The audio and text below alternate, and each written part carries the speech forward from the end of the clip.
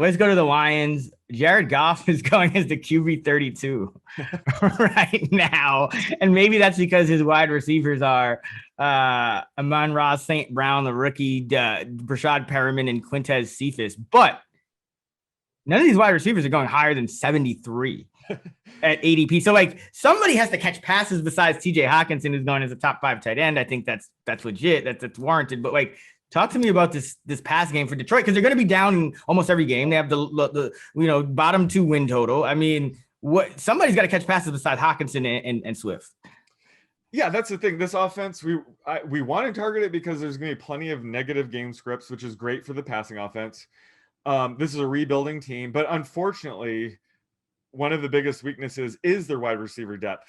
So they don't have anyone to throw to. I think it's going to be a lot of TJ Hockenson and, both running backs, honestly, in the passing game. But, it's worth taking a flyer on any one of these receivers. I think Tyrell Williams makes the most sense. I feel like we haven't talked about him in 3 years now. But he's the cheapest potential wide receiver one in the league. You can get him at ADP of wide receiver 88. So he's worth a flyer, I think. I think Breshad Perriman doesn't make sense because Goff's not a guy that's going to be chucking it deep. So I don't see much of a fit with Perriman. And then Amon-Ra St. Brown is interesting. Like, they're going to have to play him a lot to see what they have in him going forward. So, he's an interesting late round flyer. But certainly any one of these guys, they're basically free.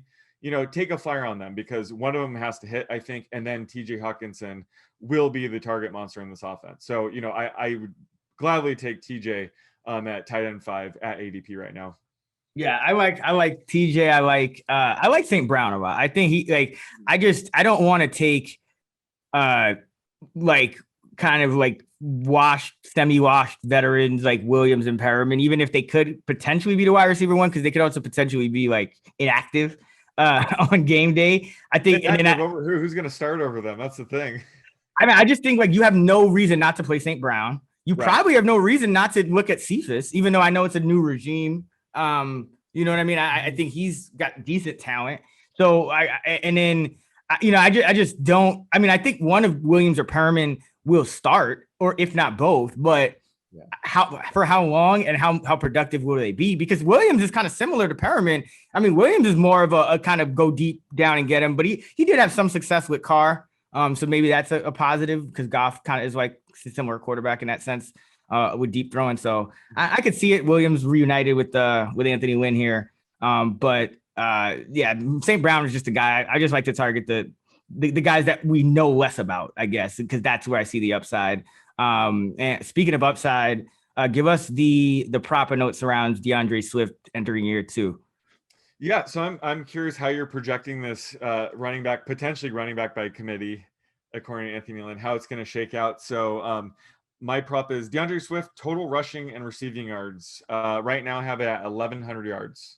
I have 1050, so kind of in the same ballpark.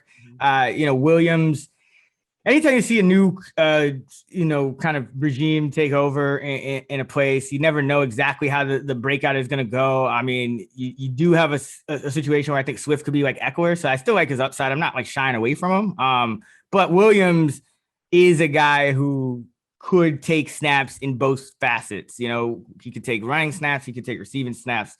He's a very solid guy. Hopefully you just kind of hope he gets pass blocking snaps and the routes still mostly go to Swift. But and then you just got to kind of factor in the injuries and the fact that Detroit's not going to probably have many positive running game scripts anyway. So I think Swift will be a good receiver, a good pick in fantasy. But yeah, I'm right around there, right around 10 to 1,100 yards. Yeah, you tried to warn Freeman and I last year about Jamal Williams. When we were talking about AJ Dillon. So never again. I'm never underestimating Jamal Williams. So yeah, I mean, to be fair, a lot of that comes from, again, it's the organization, right? So it's in Green Bay, it was they love Aaron Jones, this is that, and then because they spent capital on Dillon, it was you could see it looking a few years down the line, they wanted to have that 1-2 punch. It was just that was Jones going to play himself out of that contract, or was it going to be Williams? And it ended up being Williams. But I mean, now here, yes, they did sign him, but he has no history really here. It's so I think now you have Swift with I think Swift, he's a less of a threat as he was to like Dylan and Jones last year, I think, to Swift. Like Swift has upside. So even though I took the under with your projection, I think I like where your head is at with this one. And I do like Swift. I'm drafting him. I'm not fading him by any means.